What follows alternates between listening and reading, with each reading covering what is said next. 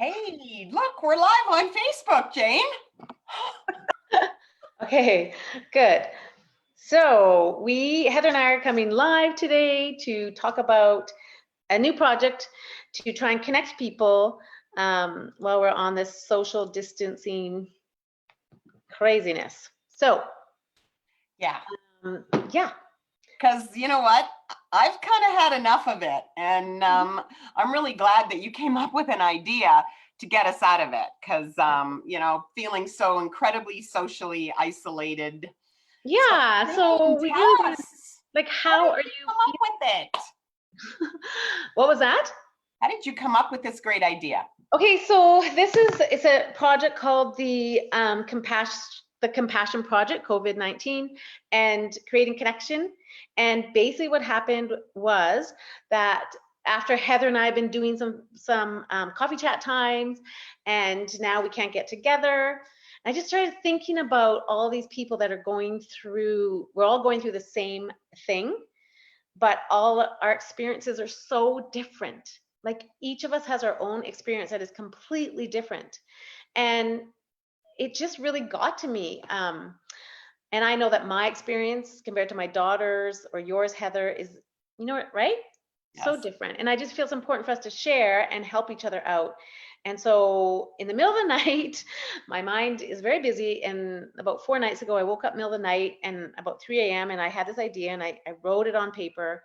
And I just wrote creating connection, the Compassion Project. And I just have 4 questions. And I just want to get real people, real women and men, but women um, that are sharing their struggles and just connect and hear real stories, because this is a time in history. It's crazy what's happening, that this global pandemic and how everyone is social distancing, right? So I Like, think we should help each other out.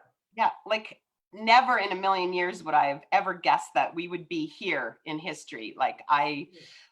Right, the Spanish flu in 1918 was a pandemic. I'm like, oh, okay. And then when the World Health Organization decided it was that COVID-19 was a pandemic, I was like, holy, and the Yeah. seriousness of it. So I love the idea that we can talk to other people and try to figure out what it is that's going to connect us, because probably there's going to be a lot of other people that are going through what we're going through. You're right, it's not going to be the same story, but we're going to find similarities. So I Yeah, just like love it.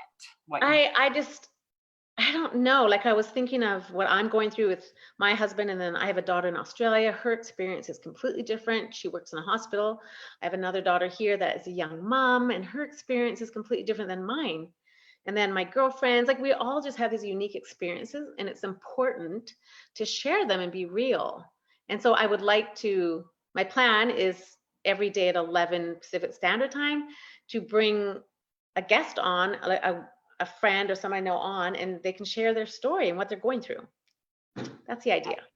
That's a great idea. So I know that there's 4 questions, so I think people will be really interested to know maybe what the answers are that you have to the 4 questions. So how about I just ask you your 4 questions? Okay, so that's how we'll start it so people get an idea. And if anyone is listening and you are out there and you feel like you want to share your story, this is how it's going to go. Like I will, we'll arrange it. I'll bring you on and you'll answer the same questions I am. And we'll see if we can help other women at home. Maybe what you do will help them or just relate, right? Hmm.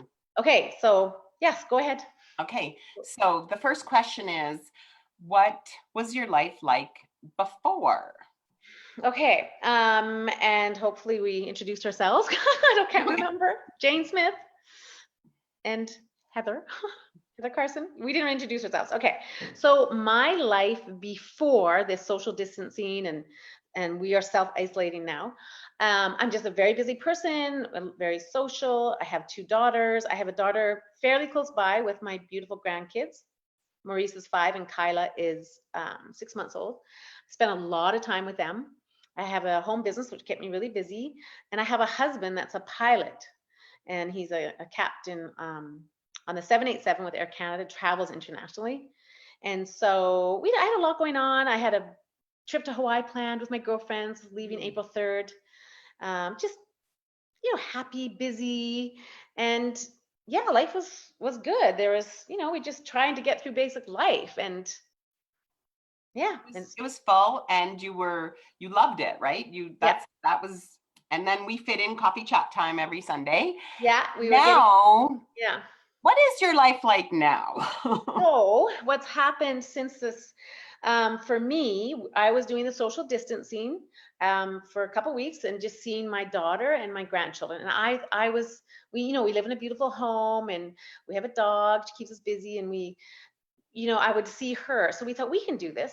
We can go back and forth, and I can see my grandchildren, and then my daughter's not lonely. And but then my husband left and had to do a trip to Brisbane. And when he had to go to Brisbane, I started to feel a little panicky, like that, well, if you go to Brisbane, then you come back, and then what if you pick something up? And then it created this whole like, oh my goodness, how long will I have to self-isolate?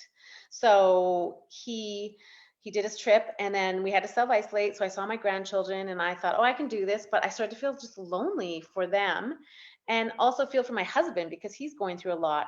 As a pilot, it's his life, his career, and there's a lot of changes happening with the airline, right? So we're dealing with that.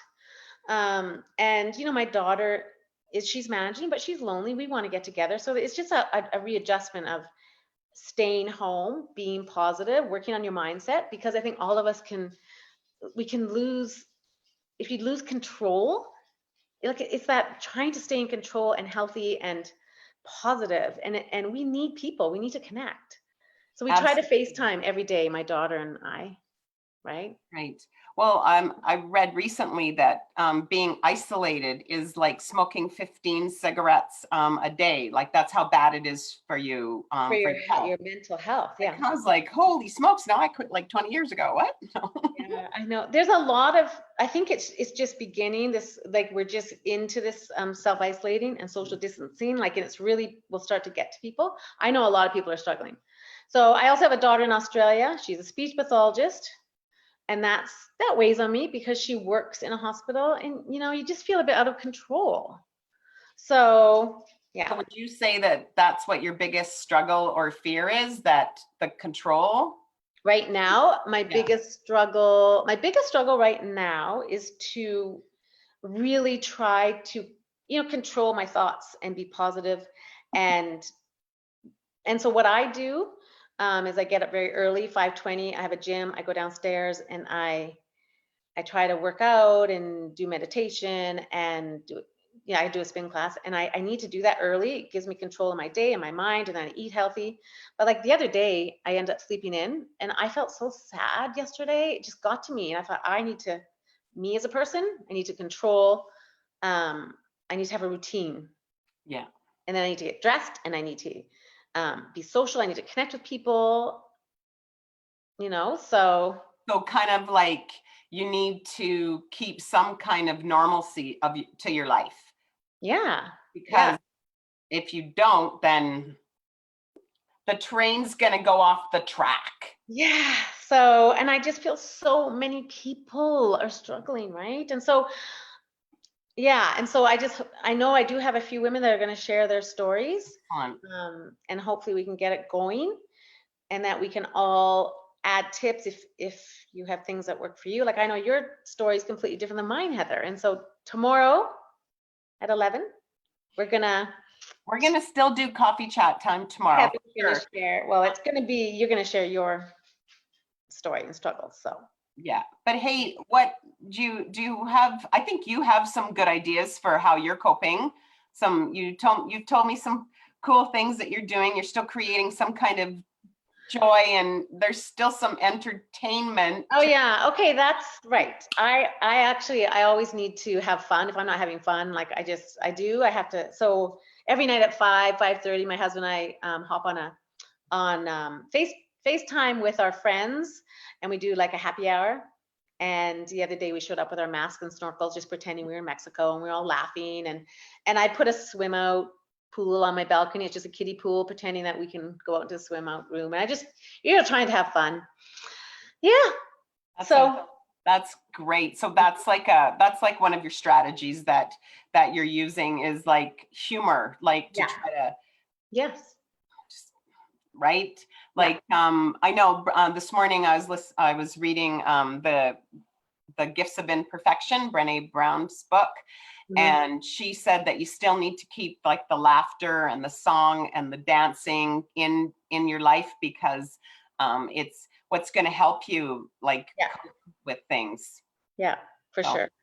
So, yes, so if you are listening, if you're watching this on live, then say hi. And if you're watching the replay, then maybe we would love it if you would drop a comment, just maybe where you're coming in from. I would love, I do have some women from the States that are going to come on, and I'm hoping to get women from different areas so we can see what's going on in their cities. And I would love to share your story and ask questions. So if you just reach out to me or message me, and yeah, and we can do it and see if we can help as many people as we can. because we are here for you. We always say that, but we really do mean that. And you're here for us too. So thank you.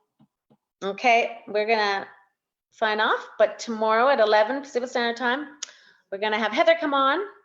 Hopefully we're on time. We're trying to figure out the Zoom thing.